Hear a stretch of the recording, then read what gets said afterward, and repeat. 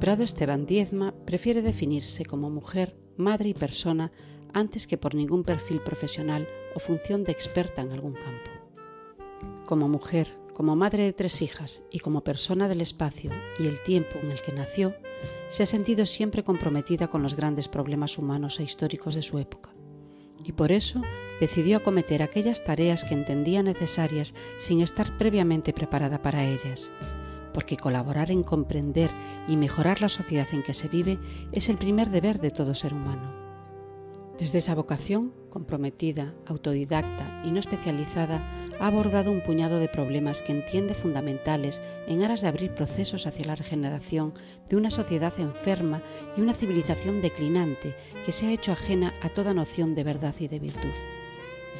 Ha investigado y publicado sobre pedagogía, estrategia, historia y especialmente sobre las nuevas formas del patriarcado en nuestros días y la devastación del tejido social a través de la guerra entre los sexos planificada desde el poder. Lo ha hecho buscando siempre una visión holística, multidisciplinar y transversal que integre una mirada desprejuiciada y no ideológica sobre la realidad que ha de ser comprendida por y desde sí misma, pero que incluye también la recuperación de la cultura clásica, la filosofía, el pensamiento estratégico, la historia, el arte, la sabiduría popular, la cultura oral y la experiencia práctica, social y personal. Ha publicado junto a otros autores Pensar el 15M y otros textos, reflexiones sobre el 25S y feminicidio o autoconstrucción de la mujer, y escribe el blog Mujer, Verdad y Revolución Integral.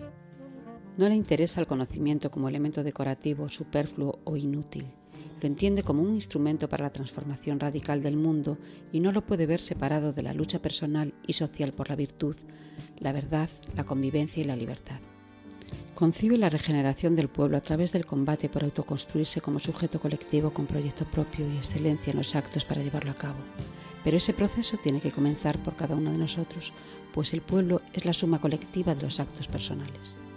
Como mujer, desea defender y buscar en sí misma la posibilidad de conciliar las múltiples facetas de la vida, demostrar que se puede integrar el ser sexual, la maternidad, el compromiso social, el combate por la virtud y el trabajo reflexivo, aun con las limitaciones que implica la lucha por la supervivencia en el sistema actual. La vida, como combate por la virtud, como esfuerzo que se justifica por sí mismo con independencia de los éxitos o fracasos, es el ideario esencial que anima su labor.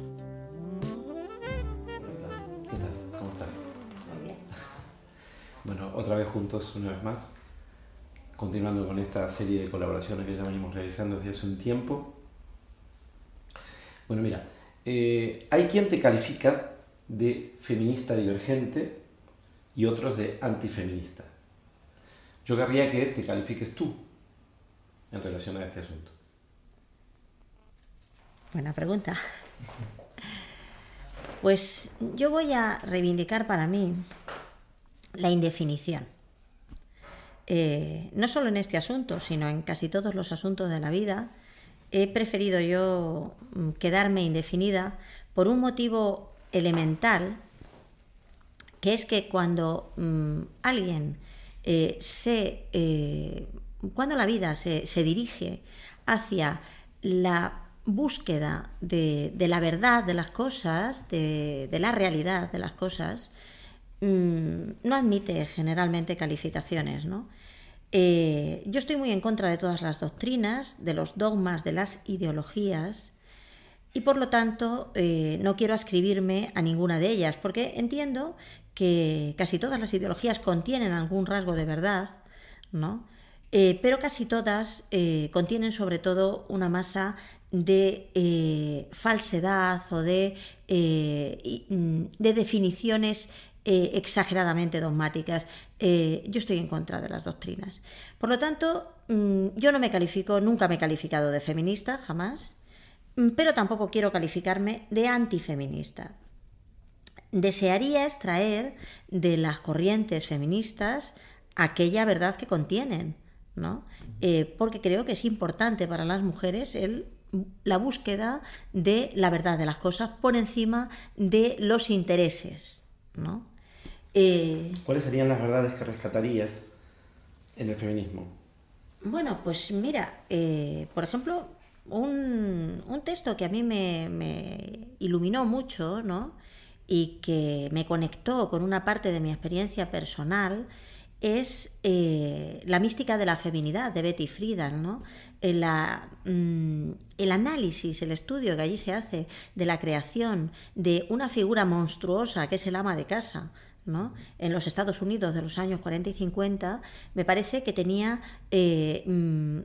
una gran dosis de verdad, ¿no? Aunque no coincida yo en todo con esta mujer, sí que tenía una gran dosis de verdad.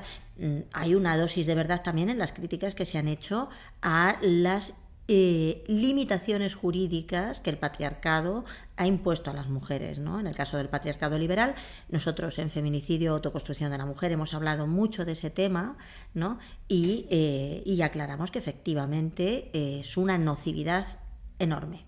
Ahora bien, si atendemos a lo que hoy es el feminismo, veremos que es una ideología que es un instrumento básicamente del Estado, ¿no?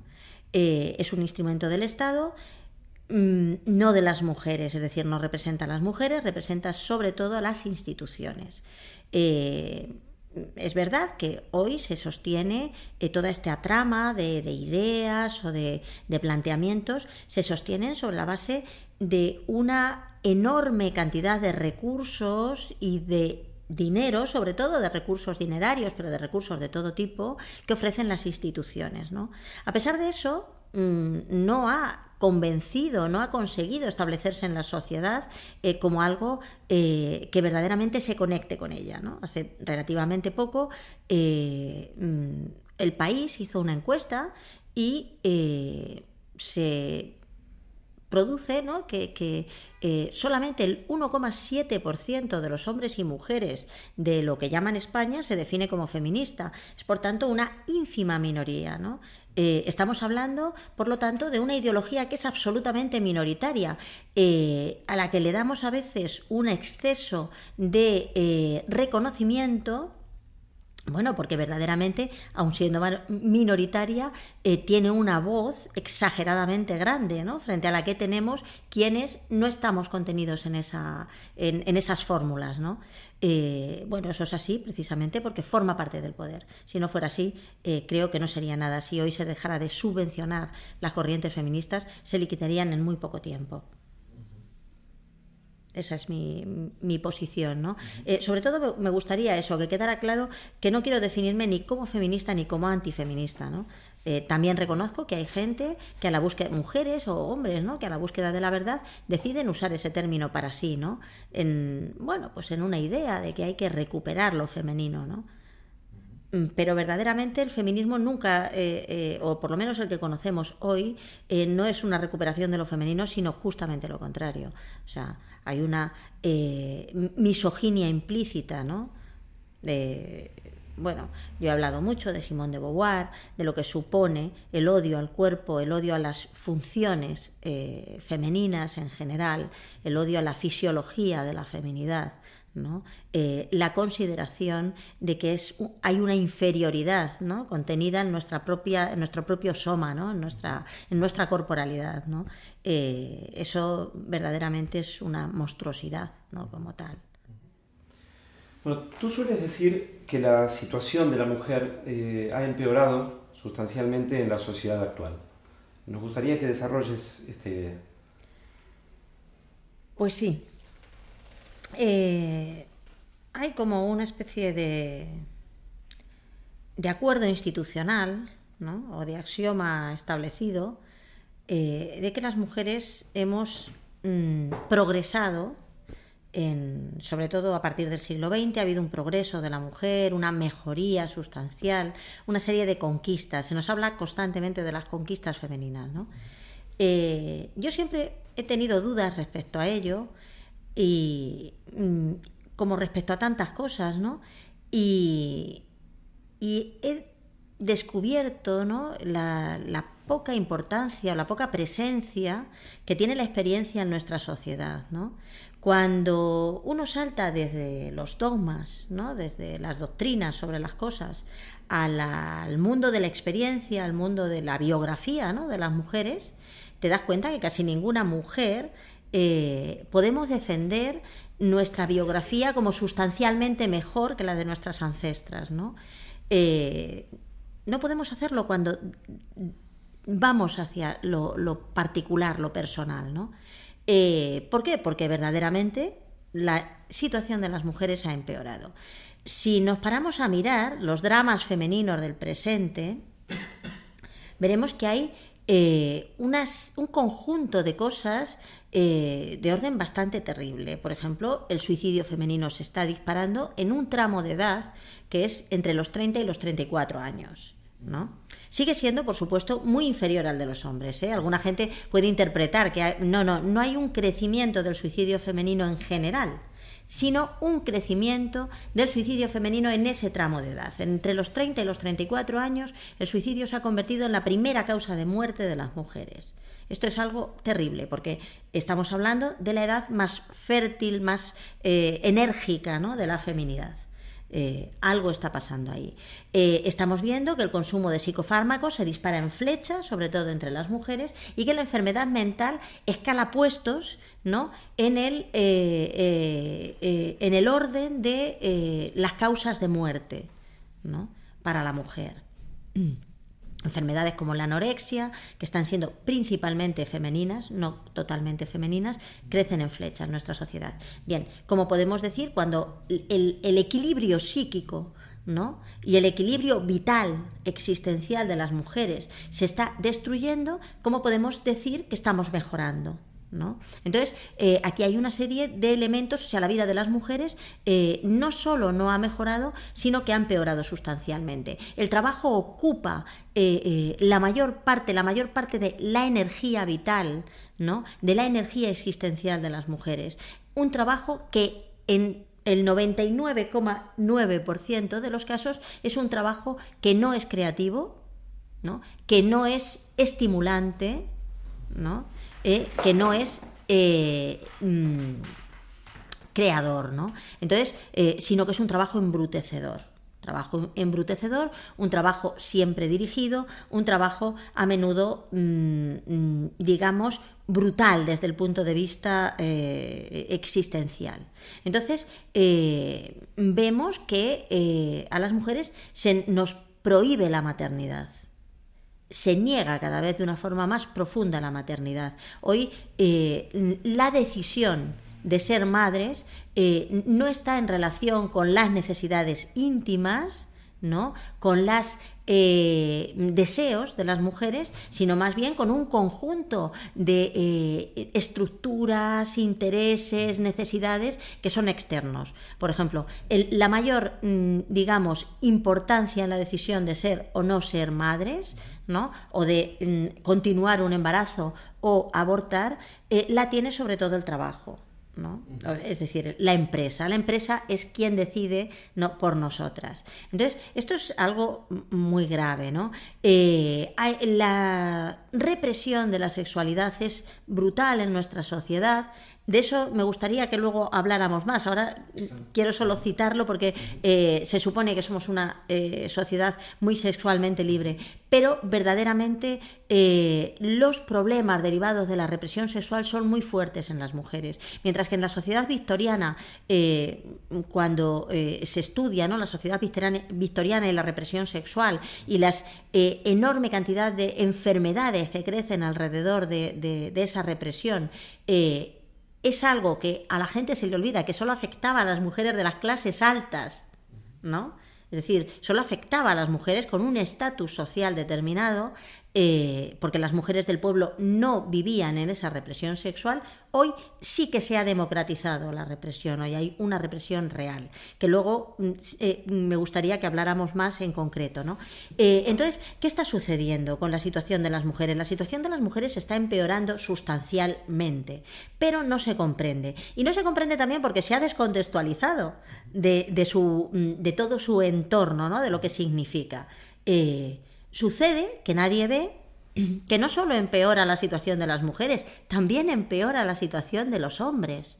Es decir, no se puede comprender la destrucción que está teniendo lo femenino, ¿no?, la propia presencia de la mujer ante sí misma y ante la sociedad, sin comprender la gran devastación que está sufriendo lo masculino. Es decir, al drama de las mujeres acompaña el drama de los hombres. Y quien no vea eso, ¿no?, está creando un mundo falso y mentiroso, está creando una falsa realidad, una cortina de humo que impida ver el mundo como es, ¿no? Para los hombres, nadie se ha dado cuenta, ¿no?, del gran drama existencial de los hombres, que tienen que sufrir acoso legal, es decir, hoy hay un acoso legal de los hombres, ¿no?, a través de las leyes. Por ejemplo, la ley de violencia de género niega a los hombres elementos elementales, ¿no?, como por ejemplo la presunción de inocencia, ¿no?, la obligatoriedad de que alguien tenga que demostrar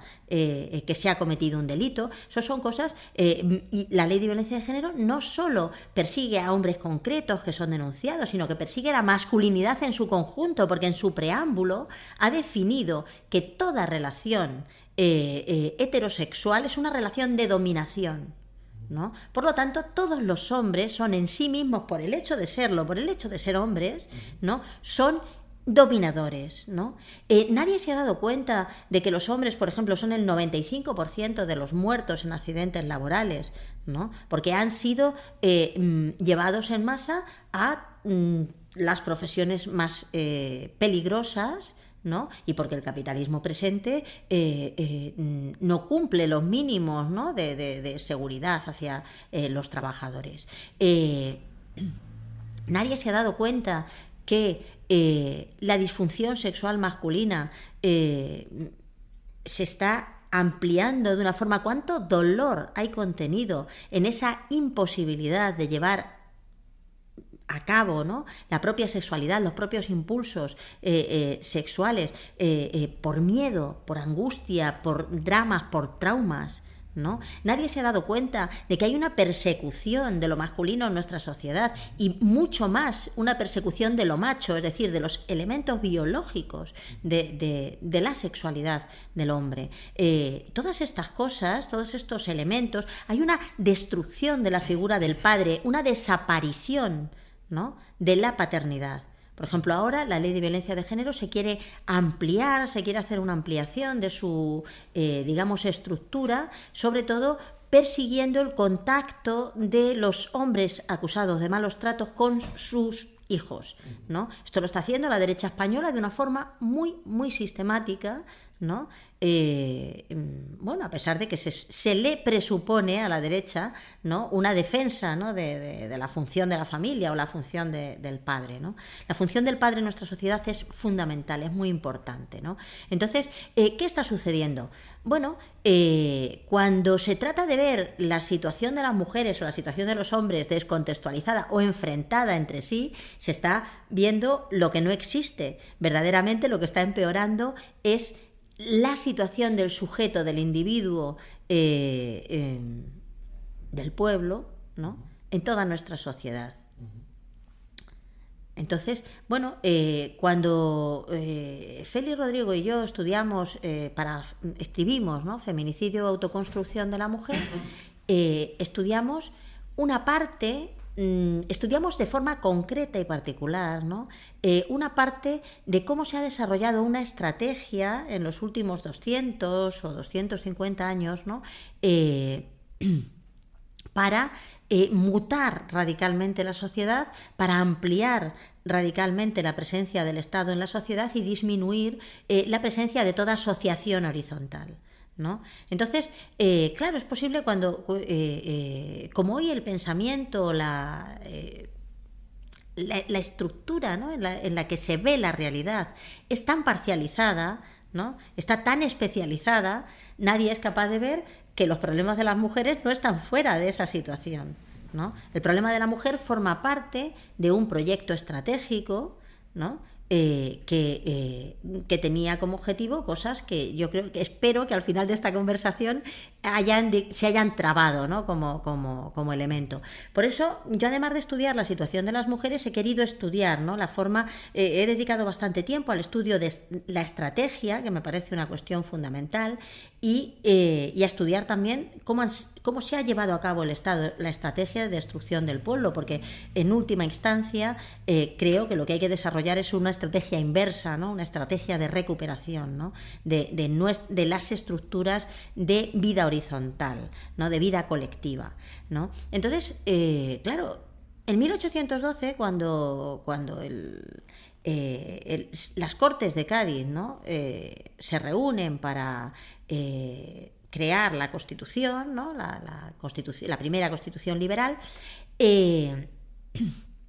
se plantea una cuestión, es decir, plantean claramente sus objetivos. Es decir, ellos pretenden que el Estado sea todo y el pueblo sea nada. Pero en ese momento el pueblo todavía era muy potente, era muy poderoso, y de hecho el pueblo había mantenido a raya el mayor ejército de Europa, el ejército de Napoleón, mientras que aquí el ejército del Estado no había sido capaz, ¿no? de oponérsele y había sufrido un montón de derrotas. ¿Cómo lo hicieron? ¿No? Cómo hicieron eso, cómo se crea toda una serie, ya a partir de 1820 hay una serie de legislaciones. Primero en 1813 hay un reparto del comunal para crear la propiedad privada, ¿no? Para la propiedad particular, para enfrentar a los vecinos entre sí. A partir de 1820 una serie de decretos y de leyes limitan la posibilidad de asociación, decretan la ilegalización de las asociaciones horizontales o de las asociaciones libres de personas, ¿no? Y el derecho de familia formaba parte de ese paquete, ¿no?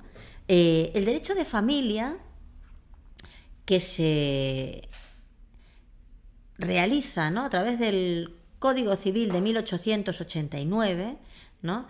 Y establece efectivamente el sometimiento de las mujeres dentro del matrimonio, es decir, o la inferioridad legal de la mujer, ¿no? Formaba parte del paquete de medidas que tenía como objeto, sobre todo, enfrentar a las mujeres y a los hombres, ¿no? Que las mujeres y los hombres estén unidos es un problema para el Estado, un problema muy grave. Prado, tú has utilizado también en varias ocasiones el concepto de guerra de sexos. También nos gustaría que expliques cómo se manifiesta esto en la sociedad. Ajá.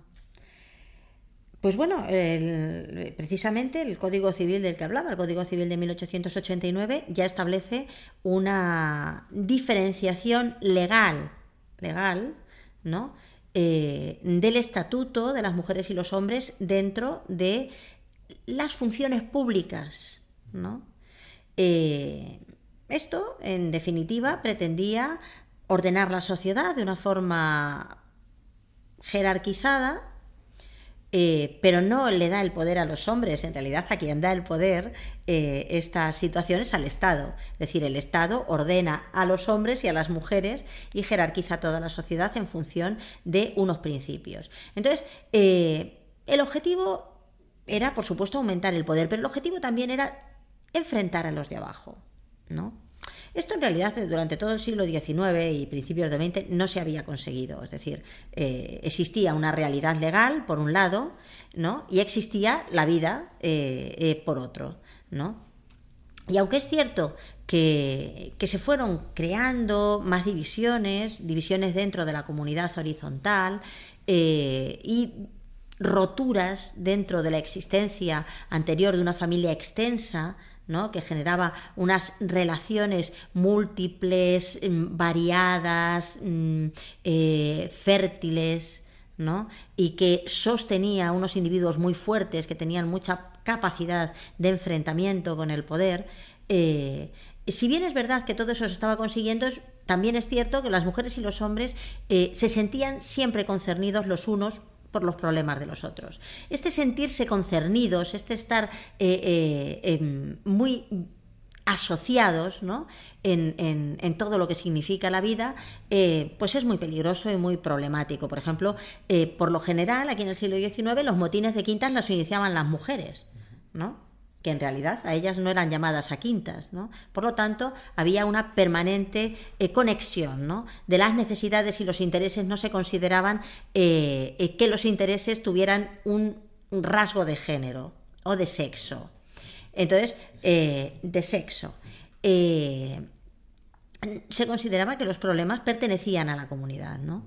Pero sucede que verdaderamente se ha conseguido establecer una guerra de sexos.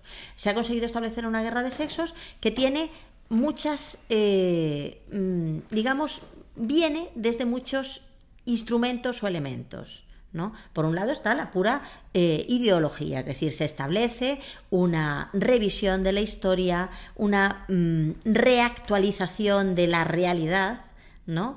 Que define que las mujeres somos víctimas de los hombres y que lo hemos sido siempre, ¿no?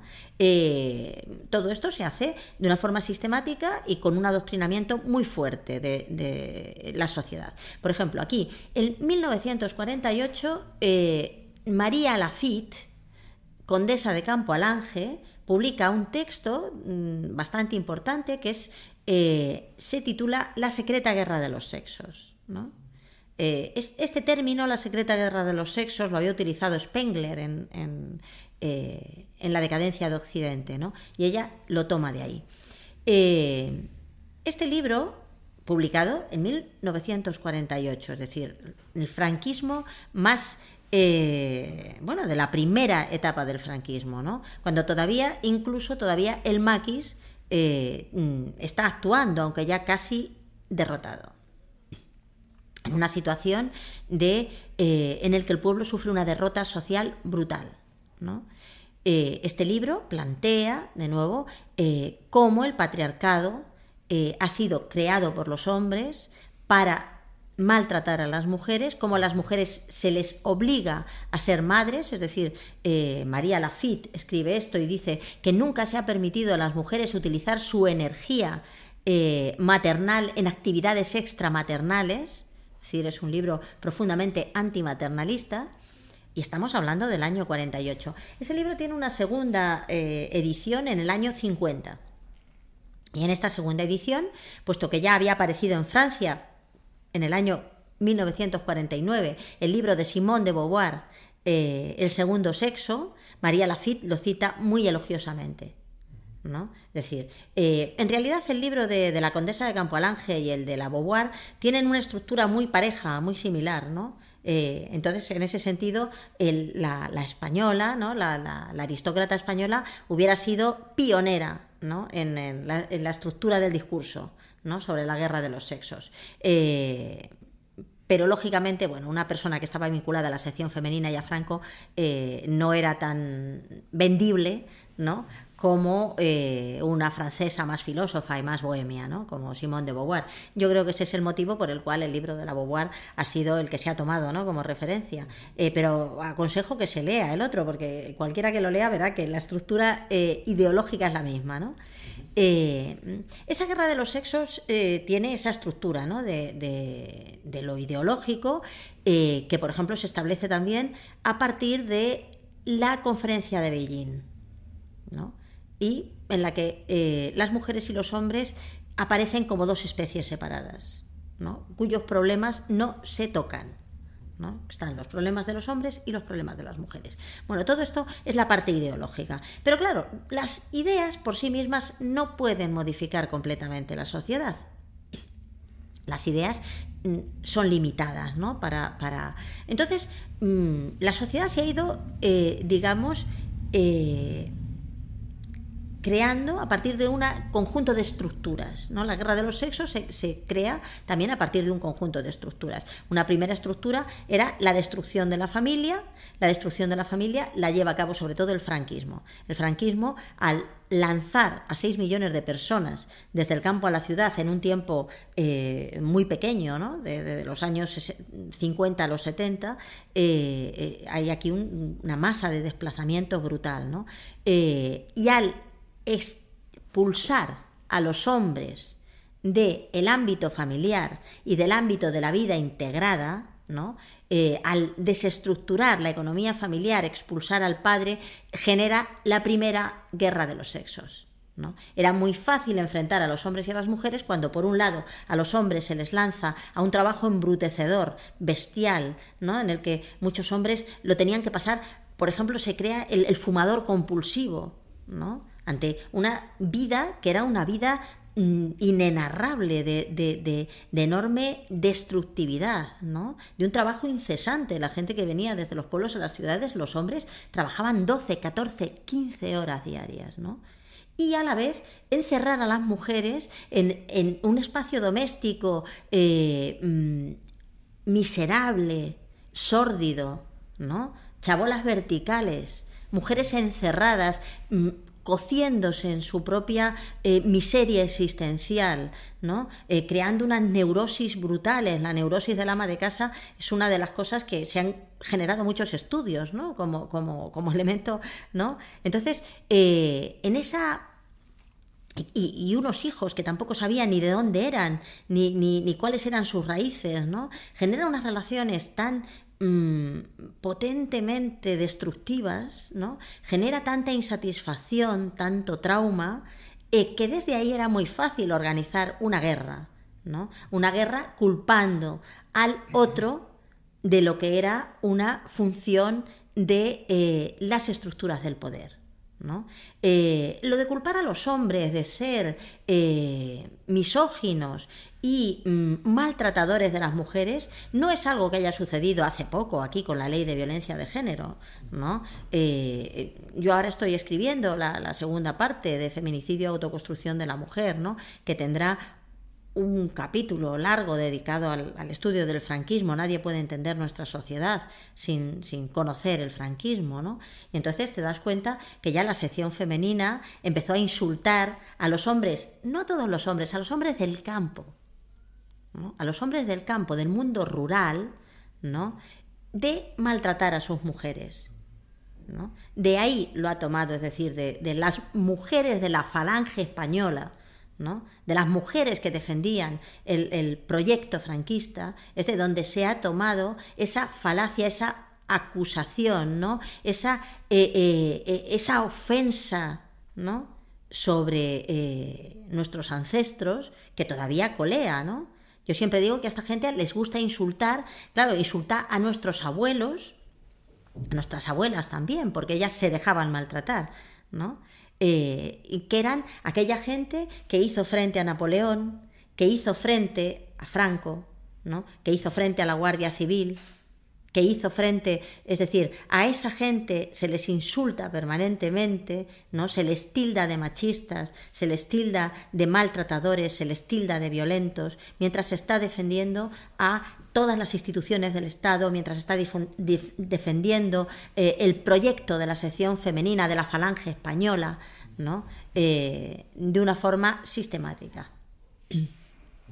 Entonces, ¿qué es la guerra de los sexos? La guerra de los sexos es lo que ha devenido de todo este proceso, ¿no? De enfrentamiento entre unos hombres y unas mujeres que son incapaces de comprender sus propias biografías, porque están permanentemente adoctrinados, ¿no? Y culpando, ¿no? De sus traumas y de sus limitaciones a quien tienen al lado, en lugar de buscar el auténtico origen, ¿no? del mal, el auténtico origen de su dolor.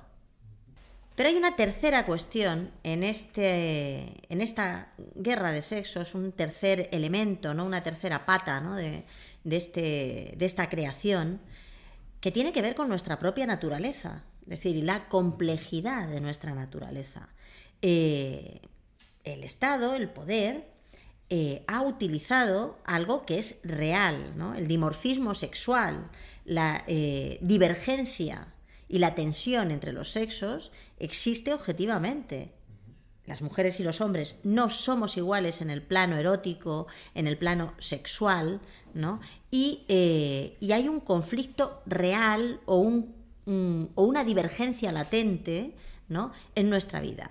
Este elemento ha sido utilizado con fines políticos, es decir, ha habido un momento en que se ha instrumentalizado, ¿no? O se ha politizado las relaciones sexuales entre los sexos, que per se no son ajenas al conflicto, pero es verdad que la sociedad humana, o al menos la sociedad occidental, consiguió en algunos momentos de su historia establecer mecanismos resituantes, ¿no? o superantes de sin negar este conflicto real, objetivo, generar una enriquecimiento, ¿no?, social en lugar de una destrucción, ¿no? Todo conflicto puede dar origen a una mejora de la situación o a una destrucción. En este caso, la guerra de los sexos nos lleva directamente a una destrucción que toca además algo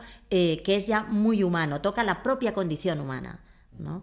Y en eso estamos. La guerra de los sexos tiene en realidad unas funciones sociales que están más allá de lo político, que entran en las condiciones prepolíticas o en las condiciones, digamos, de lo que supone la esencia humana, ¿no? O sea, y por lo tanto están modificando sustancialmente no solo la sociedad en sus estructuras más, digamos, más políticas, ¿no?, sino en elementos muy básicos, ¿no? Estamos atentando tal vez a los fundamentos de la especie, ¿no? Entonces, todo esto se ha construido como una auténtica guerra teledirigida. La guerra de los sexos, hoy la que conocemos, es una guerra dirigida desde arriba, instrumentalizada desde arriba.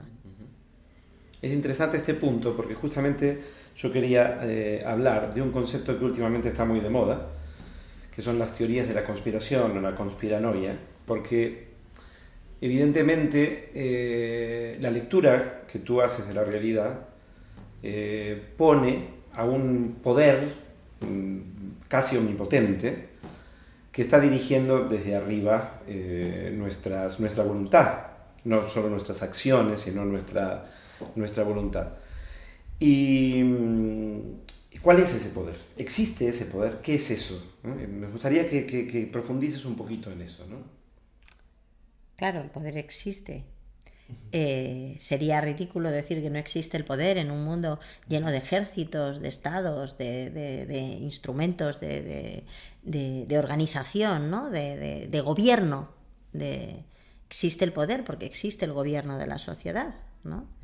Entonces, lógicamente, bueno, hay gente que piensa que votar cada 4 años es ejercer el poder. Quien piense eso, yo no le voy a convencer probablemente de lo contrario, pero, en fin, resulta un tanto infantilizante pensar que meter un voto en una urna cada 4 años permita alguna intervención, ¿no?, sobre lo que está pasando en nuestras vidas. Claro, existe lo que se niega a veces es que exista una especie de, digamos, de proyecto, de programa, ¿no?, al respecto.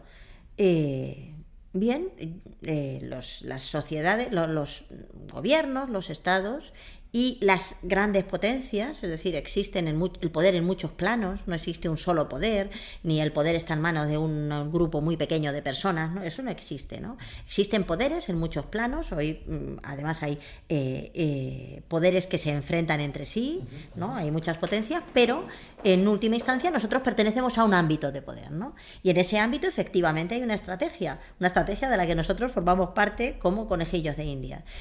Si establecemos, por ejemplo, el cómo se produce la guerra de los sexos o dónde se produce esta idea, ¿no?, pues bueno, pues uno puede ir a las conferencias mundiales de la ONU, ¿no? En el año 45 es la primera, la Carta sobre los Derechos Humanos, ya se plantea que los gobiernos deben tener políticas para las mujeres, ¿no? Y esto ya es un cambio, ¿no? Aquí también el franquismo en eso fue vanguardista, es decir, aquí ya había se había institucionalizado, ¿no?, el trabajo sobre las mujeres y se había creado una parte del Estado que era la sección femenina dedicada, ¿no?, a adoctrinar y bueno, en este caso ellos dicen cultivar, ¿no?, o no dicen adoctrinar, ¿no?, o educar a las mujeres, es lo mismo, básicamente, ¿no? Entonces, si se cogen las conferencias de la ONU, veremos que hay otra en el año 75, además se decreta el Año Mundial de las Mujeres. La más importante, tal vez, y es la que todo el mundo se refiere, y la que, por ejemplo, de la que se considera deudora a la Ley de Violencia de Género aquí, es la Conferencia de Beijing, de 1995.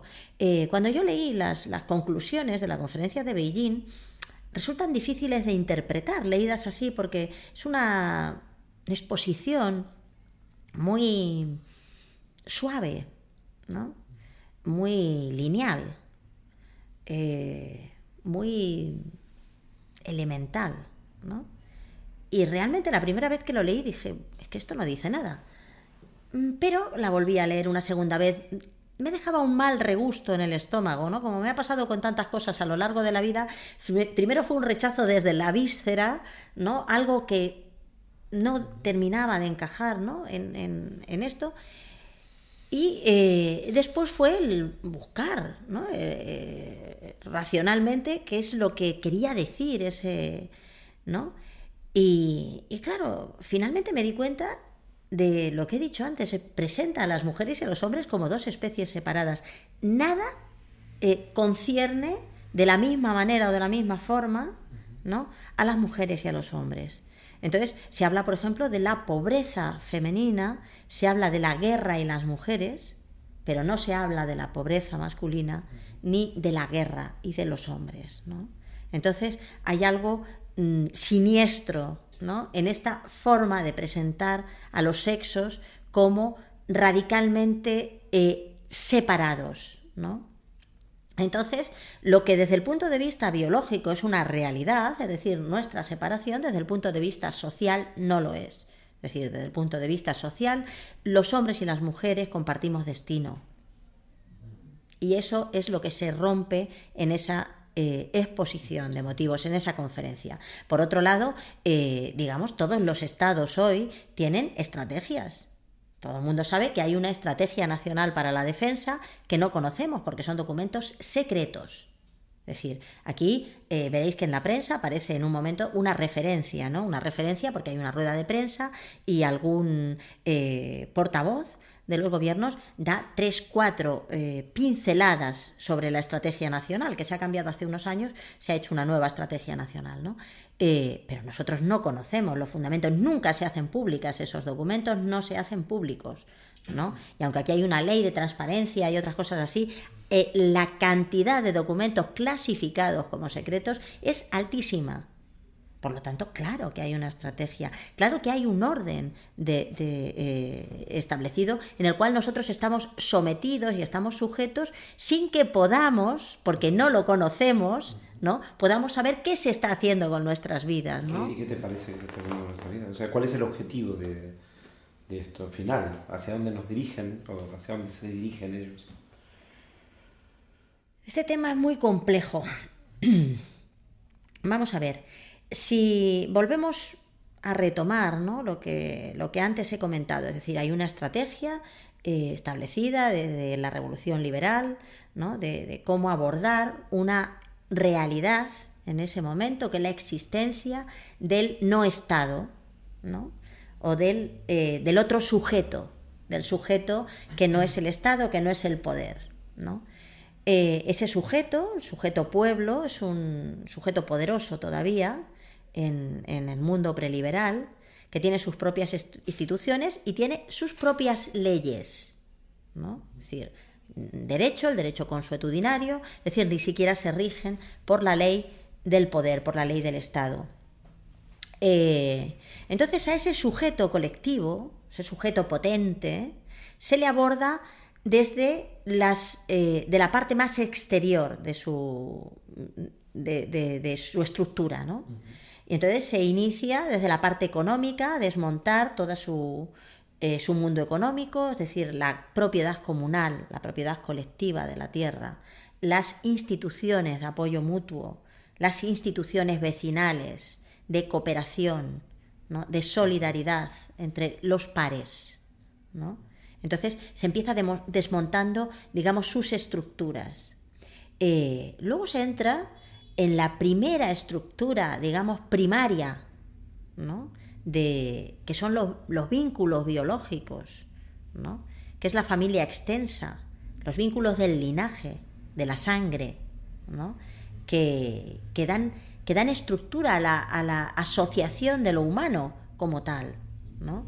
Entonces se entra ahí y el Código Civil de 1889 ya establece que va a ser una célula más pequeña, que es la familia nuclear, ¿no? Se le da el primer golpe a esas ramificaciones, ¿no? de los vínculos de la sangre, de lo que te une a un linaje, a una historia, al tiempo, ¿no? Entonces ya es un golpe, ¿no? El segundo golpe será incluso la familia nuclear. Ese golpe lo da el franquismo, ¿no? Estableciendo que la familia ya no será una unidad, no solo de afectos, no, era una unidad económica, una unidad de supervivencia del individuo, donde el individuo estaba enraizado para su supervivencia, ¿no? Es decir, un anciano hasta los años 60 del siglo XX sabía que tenía que ser cuidado por sus hijos o sus iguales o sus cercanos, ¿no? Es decir, que allí tenía que establecer sus vínculos. Entonces, el estado del bienestar fue el gran mazazo sobre las instituciones naturales. Porque le dijo a la gente que sus necesidades vitales, las necesidades primarias, las de la supervivencia, ya no dependían de las relaciones, de los afectos, ¿no? Del amor que uno haya sido capaz de construir a lo largo de la vida, sino que dependían del Estado, de los funcionarios y del dinero. Es decir, se convirtieron en mercancías, ¿no? Eso fue un mazazo brutal al mundo afectivo de los sujetos, ¿no? Y destruyó completamente la familia. El estado del bienestar y el trabajo asalariado, es decir, el expulsar al padre primero y después también a la madre, el entregar a los hijos a las instituciones educativas, ¿no? y asistenciales del sistema, fue el mazazo brutal. Llegados ahí, es decir, a que las instituciones primarias, es decir, no políticas, no ideológicas, ¿no? sino que están basadas en los vínculos eróticos principalmente y en los vínculos naturales, como por ejemplo la cercanía. Uno estaba vinculado naturalmente a sus vecinos solamente por la cercanía física, ¿no? por vivir al lado de, ¿no? Entonces, al entrar el Estado en esa, al destruir todas las capas que sujetaban a un individuo que estaba sumado a los otros y protegido, ¿no? como una armadura, uno puede ver la idea de una armadura, ¿no? un individuo que está en el centro y todo lo que le sostiene, todo lo que hay a su alrededor es una armadura frente al poder, ¿no? Una vez que se fueron quitando capas, ¿no? y destruyendo, queda un sujeto vulnerable,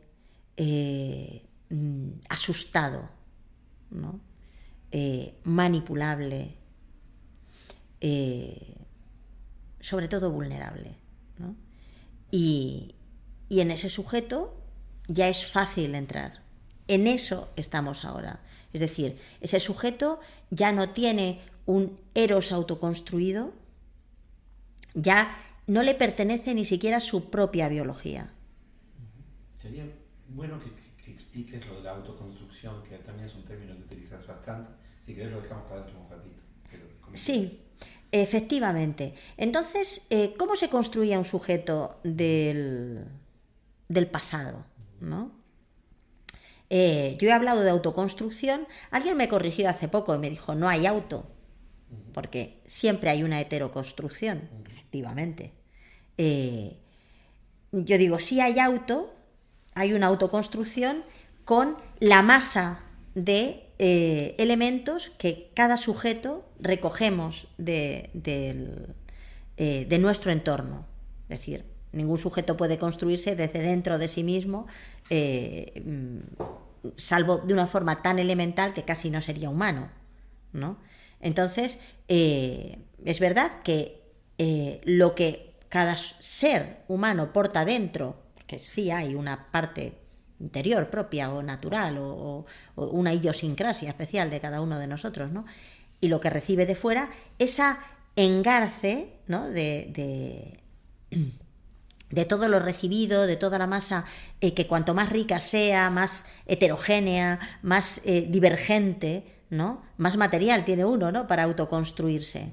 Eso es lo que construye un individuo humano, ¿no? que tiene que hacerse a sí mismo con esfuerzo, con conflicto, ¿no? Con desorganización y reorganización, ¿no? Entonces, eso en el mundo del pasado se hacía en la escala de lo horizontal, es decir, uno recibía muchas influencias muy divergentes, influencias de autoridad, porque también existe la autoridad, ¿no? Y también influencias de horizontalidad, pero todas en una escala humana, ¿no? En una escala de la propia humanidad, de la propia condición, ¿no? ¿Qué sucede cuando un individuo empieza a recibir, no desde su mismo plano, ¿no?, sean bien influencias de autoridad o no, pero en un plano, digamos, cercano, sino desde una estructura de poder tan potente, tan poderosa, tan cerrada, ¿no?, con un proyecto tan perfecto, ¿no?, tan circular, ¿no?, como es las instituciones del Estado? Sucede que ya no hay autoconstrucción, es decir, uno es vaciado de toda la influencia, digamos, cercana, la influencia del espacio cercano, para ser rellenado con un conjunto de obligaciones, deberes, el deber de pensar de una determinada manera, ¿no?, el deber de actuar de una determinada manera, la obligación, por ejemplo. Es el momento en que ya se ha politizado todo, incluido el sexo, ¿no? Que el sexo se haya convertido, que haya algo políticamente correcto en lo sexual, es una aberración, ¿no? Es la mayor de las perversiones, ¿no? O sea, la sexualidad humana tendría que ser natural, excluyendo 2 o 3 cosas que uno debe considerar ajenas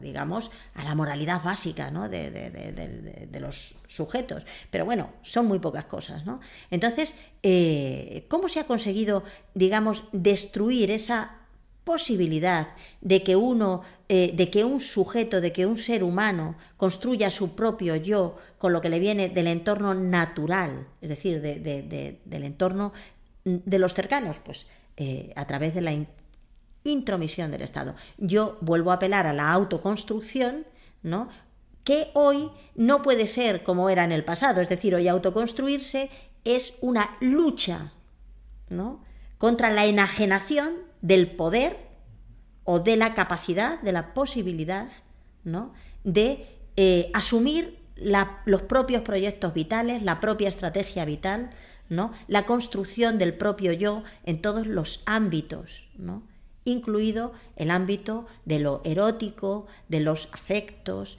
y también en todos los demás hábitos, es decir, en el ámbito de las metas de la vida, ¿no?, de las metas que uno se propone. Eso es lo que entiendo yo por autoconstrucción. Bueno, la maternidad ha sido realmente central en mi vida y en mi pensamiento. El primer desencuentro con el mundo feminista vino precisamente de ahí, justamente, ¿no?, del tema de la maternidad, que para mí ha sido algo sustancial, o sea, una parte esencial de la construcción del eje de mi personalidad o de mi feminidad, de alguna manera, y que yo considero recibido literalmente, ¿no?, de mis ancestras por una vía que no es exactamente el adoctrinamiento, sino que es la vida natural, ¿no? Entonces, bueno, para mí, como siempre, fue algo muy importante, ¿no? Pues bueno, forma parte de eso, de mi estructura. Pero uno puede pensar que realmente eso es algo personal, que no tendría por qué hacerse o politizarse, ¿no? La maternidad se empezó a politizar, precisamente fue el feminismo quien empezó a politizar la maternidad, ¿no?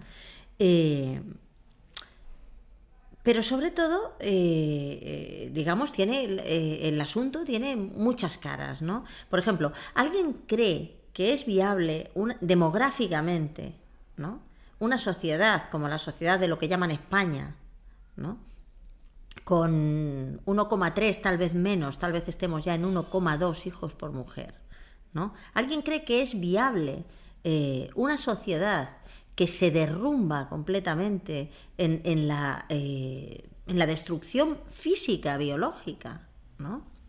Es cierto que cuando yo empecé a vislumbrar, ¿no?, que las políticas o las biopolíticas que llaman, ¿no?, del Estado eran profunda y visceralmente desnatalizadoras, pues bueno, pensé que había un origen económico, tal vez, ¿no?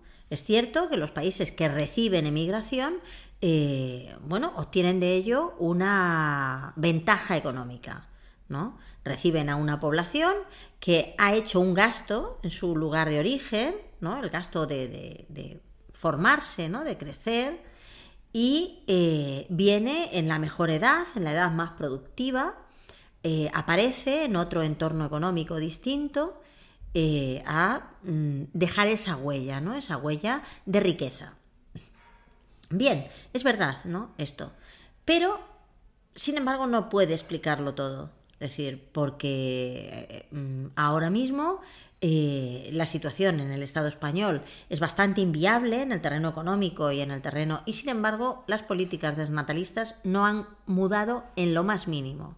Es decir, los cambios de gobierno no han implicado el más mínimo cambio, ¿no? en este elemento, ¿no? En este elemento estructural. Entonces hay que suponer, hay que pensar que la desnatalidad, que además es un proceso que se está dando a escala planetaria, eso la gente no tiene los datos, no lo sabe. Hay una página del Banco Mundial donde uno puede ver, ¿no? los datos de natalidad de todo el planeta. Y entonces, si te molestas en ir allí y mirar los datos, te das cuenta que, salvo en una zona del centro de África, todo el planeta conoce una curva demográfica descendente, y además descendente de una forma muy acusada, ¿no? Por ejemplo, es curioso y hasta, bueno, paradójico, ¿no? Que la mayor parte de los países musulmanes tienen un índice demográfico que en muchos casos es inferior ya a la tasa de reposición de la población. Por lo tanto, podemos esperar que a la vuelta de 30, 40, 50 años la sociedad humana esté en una situación bastante difícil, ¿no? Todos los que vienen aquí con tesis neomalthusianas, digamos, o ecologistas, entre comillas, ¿no? De que hay un exceso de población, hay una superpoblación y que eso va a generar un montón de problemas, de conflictos, ¿no? Porque los seres humanos estamos devastando el planeta por el exceso de consumo, ¿no? Por el exceso de personas que consumen, pues si hicieran una proyección, ¿no? estratégica, se darían cuenta de que esa no es la situación, ¿no? Al contrario. Bien, esto se puede plantear, ¿no? Desde el punto de vista económico, cómo se ve o no se ve. Pero cuando atraviesas esa primera capa, que es como la espuma, ¿no? Lo político es como la espuma de las cosas, atraviesas esa primera capa y empiezas a profundizar, te vas dando cuenta que hay cosas que son mucho más hondas, mucho más estructurales y mucho más nocivas, ¿no? La natalidad, en primer lugar, hay una destrucción de la sexualidad humana, ¿no? El eros humano ha sido una de las ejes, una de las estructuras de organización de la sociedad. Es decir, la sociedad se estructura a través de vínculos, como decía antes, de vínculos naturales, y el vínculo, digamos, más estructural es justamente los vínculos eróticos. Esos vínculos eróticos, además, generan relaciones específicas y especiales, ¿no? Es decir, un ser humano normal de hace 300 años, ¿no? 250, 300 años, tenía una masa de relaciones en las cuales estaba desde la intimidad, ¿no? simbiótica que sostiene el bebé con la madre, ¿no? La intimidad ya no de esa simbiosis, sino justamente de separación, una intimidad de separación que sostiene con el padre, los múltiples vínculos con sus hermanos, las relaciones también con la familia extensa, las relaciones de vecindad, y cada una de esas elementos o de esas estructuras de lo afectivo tenían su propia idiosincrasia y aportaban al individuo cosas diferentes, distintas, ¿no? Pero fundamentales en su autoconstrucción, ¿no?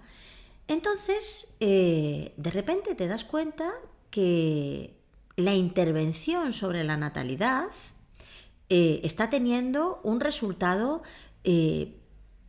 transformador, vamos a decir, ¿no? Que está produciendo una gran mutación en la sociedad humana.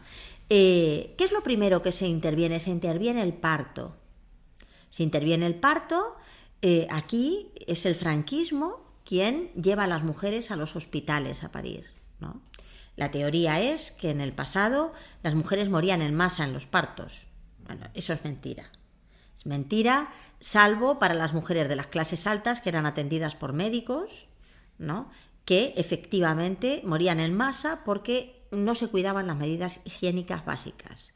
Las parteras fueron siempre una institución o un grupo, ¿no? humano que tenían un gran conocimiento personal y experiencial, ¿no? de los procesos que acompañan al nacimiento de las personas, pero sobre todo las mujeres tenían una gran confianza y seguridad en sí mismas a la hora de parir, ¿no? Parir es una actividad natural, ¿no?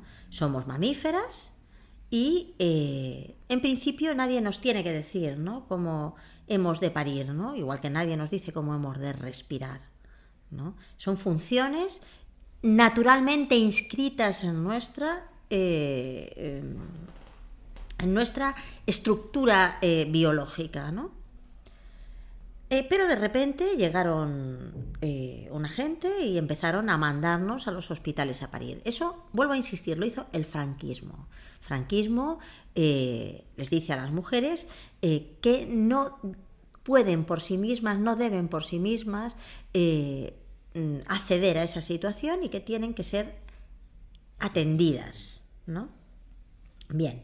El parto hospitalario ya es un paso brutal en la desorganización de un acto, ¿no? que debe ser un acto de la intimidad, ¿no? Un acto profundamente íntimo, profundamente organizado alrededor de lo sagrado, ¿no? Esa sacralidad del nacimiento, ¿no? de la natalidad se destruye, ¿no? en los hospitales. Y entonces las mujeres empiezan a ser privadas del poder de parir, ¿no? Conducidas, reconducidas, amaestradas, dirigidas, ¿no? Llevadas de la mano, tuteladas en el acto de parir por una serie de expertos, profesionales, etc. Bueno, puede parecer una cosa que, siendo mala, pues tampoco tenga. Pero verdaderamente el acto de nacer y el acto de parir son actos humanos profundamente trascendentes, ¿no? Entonces, el acto de nacer es tal vez una de las cosas que más impronta deja en nuestra concepción del mundo, en nuestra forma de estar en el mundo, ¿no? Y ya no nacemos en un ámbito de intimidad y de recogida, de ser acogidos directamente por quien nos ha parido. Bueno, yo no sé si la gente recuerda que en los mamíferos hay un principio que es la impronta, ¿no? Que es ese primer encuentro de la criatura con su madre, ¿no? Que deja una huella imborrable. En los humanos también, ¿no? Entonces, si sabemos que el parto, cuando se produce de forma natural, cuando hay produce unos cambios imborrables en el cerebro de la madre y del bebé. Entonces, ¿qué pasa cuando, por ejemplo, las cesáreas ya son entre el 20, el 30, el 40% en algunos países de Latinoamérica?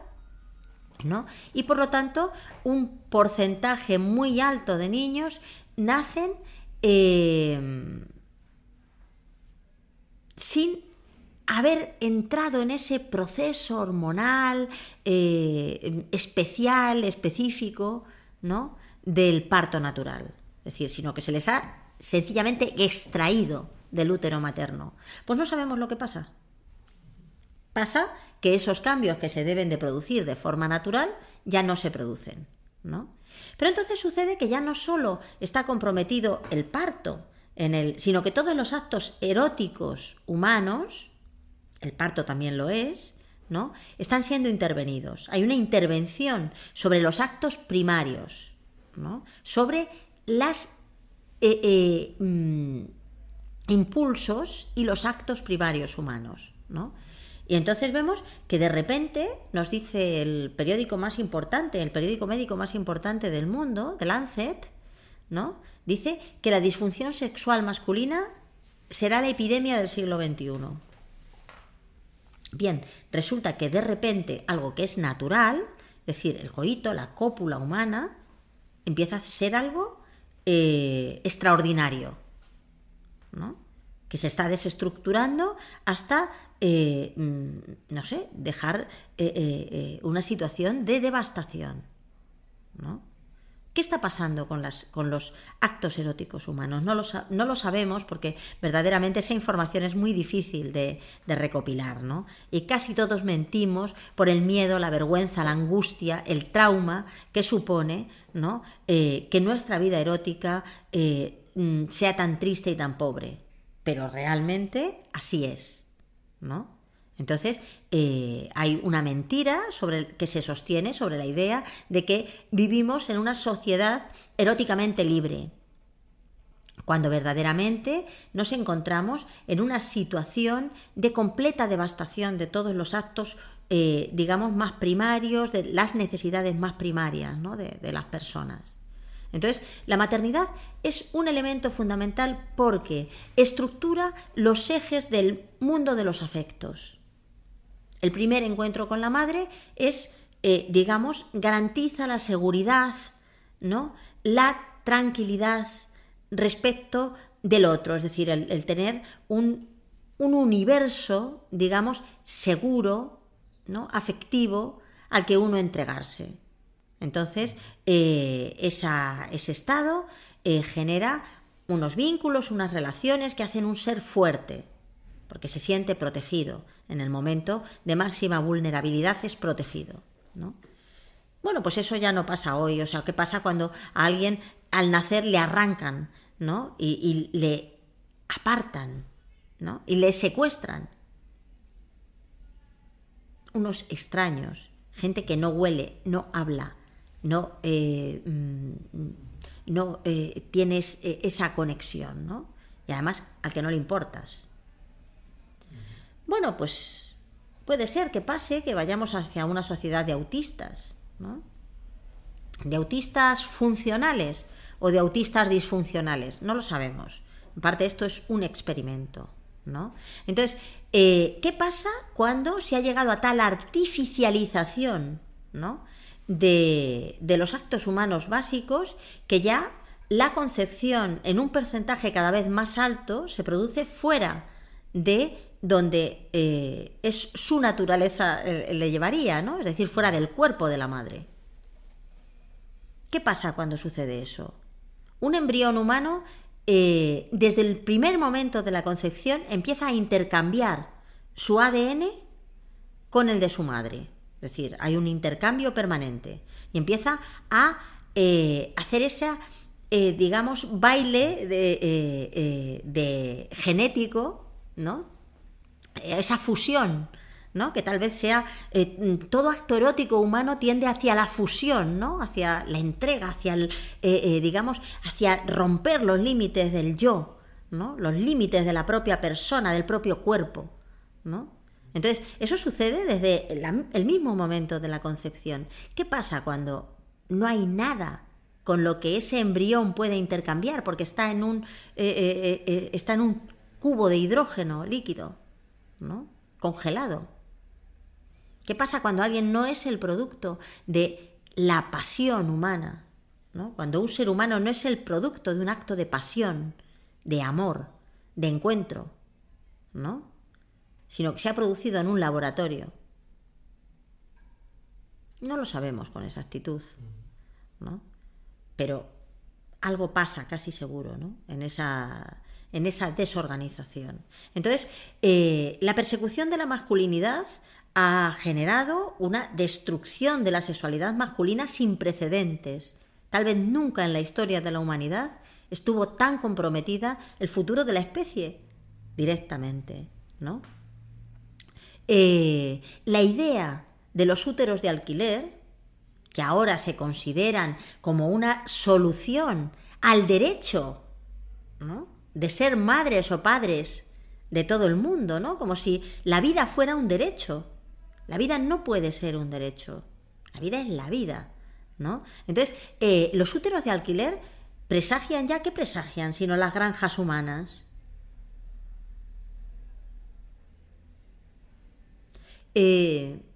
¿A dónde nos conduce todo esto? Es decir, cuando la fusión interpersonal, la fusión erótica, ya sea algo, un imposible, ¿no? Cuando el parto no solo esté intervenido porque hay una represión del parto natural, sino cuando las mujeres ya no sean capaces de parir, porque han perdido esa capacidad, ¿no?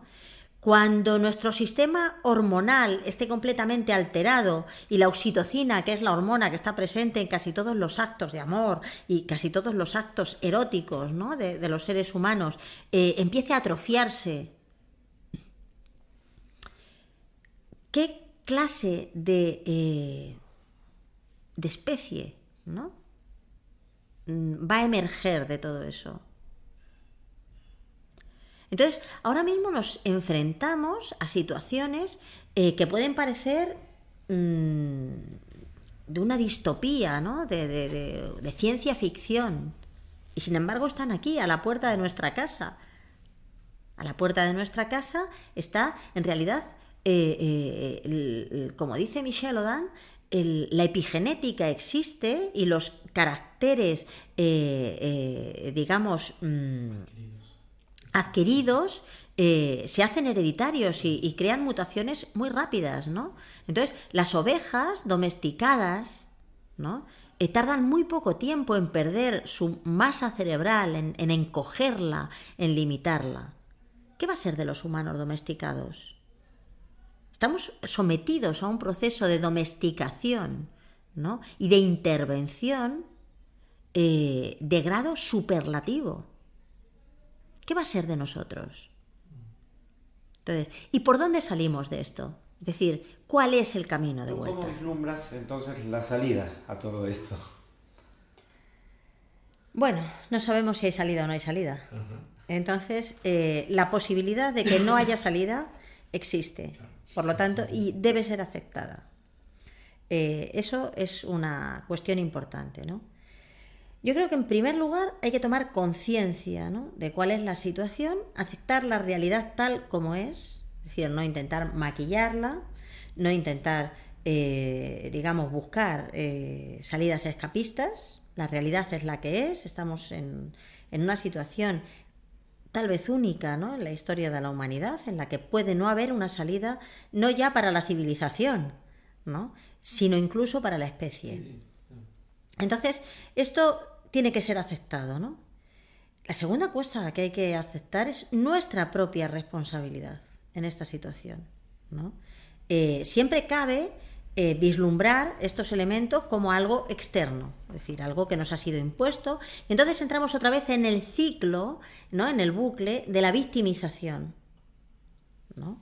Eso ha dado muy buen resultado para la destrucción de las mujeres. La victimización es uno de los instrumentos, uno de los elementos más potentes, ¿no?, de destrucción social hoy, y en concreto de destrucción femenina, ¿no? Te hace irresponsable de la propia estructura de tu dominación, ¿no?, y te permite sentarte tranquilamente a ver cómo te dominan o cómo te maltratan, ¿no?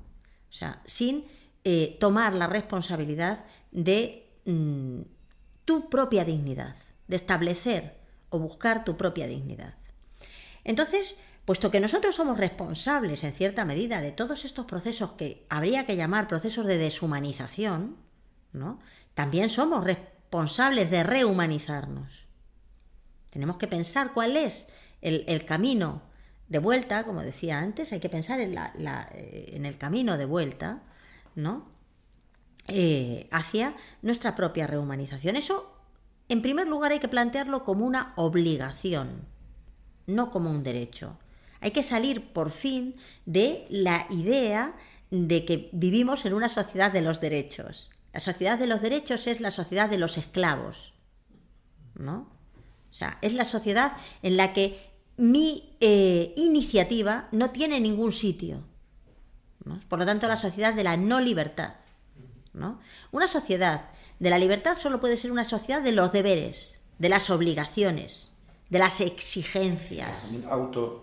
No de las obligaciones impuestas por un Estado opresor. Claro, ¿no? Sino las obligaciones de uno mismo, consigo mismo y con la propia sociedad, ¿no? Por lo tanto, los deberes nos constituyen como seres actuantes, ¿no? Como seres con capacidad de acción, ¿no? Entonces, hay que buscar una salida a esto y la tenemos que buscar nosotros. Es decir, no podemos esperarla de una proyección o de un programa que nos venga de fuera. Hay que buscarla nosotros. Y, en primer lugar, habría que buscarla en, digamos, nuestro propio entorno cultural, nuestro propio entorno histórico, ¿no? Tomar conciencia y ampliar la conciencia tal vez sería la tarea número 1 hoy, porque es imposible luchar contra lo que no se conoce, contra lo que no se entiende, ¿no? Por lo tanto, es un proceso de conocimiento, de autoconocimiento, pero también de práctica concreta, ¿no? Y de búsqueda. En última instancia, la posibilidad de salida depende, ¿no?, de que haya un núcleo humano con potencial, capacidades y posibilidades de generar otro paradigma, ¿no? Y otro espectro, otra práctica social diferente y divergente, ¿no?, de la que hoy hay. ¿Existe hoy esa posibilidad? No existe. En última instancia, yo apelo a algo muy elemental y muy primario, que es el espíritu de supervivencia. Pero el espíritu de supervivencia, aunque se diga que es natural y consustancial a la existencia humana, no es cierto.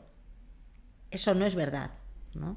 Solo hay que ver el hecho de que exista el suicidio, ¿no?, en directo o en diferido, ¿no?, en una masa, ¿no?, como la que se produce en la sociedad actual, expresa que no es cierto. El espíritu de supervivencia no está inscrito en nuestra estructura elemental, ¿no?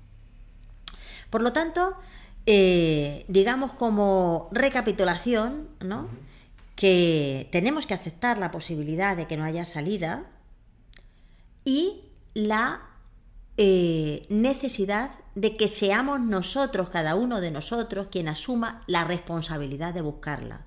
Y una cosa no niega la otra, ¿no? Por lo tanto, pues en esa situación nos quedamos y esta es un poco, digamos, la difícil coyuntura, ¿no?, en la que tenemos que cerrar, tal vez, ¿no? Néstor, ¿no te parece esta conversación? Es el momento para cerrarla, ¿no? Pero ese es el... Muchas gracias a ti y a Yelu Zamuriña, que siempre está ahí. Gracias y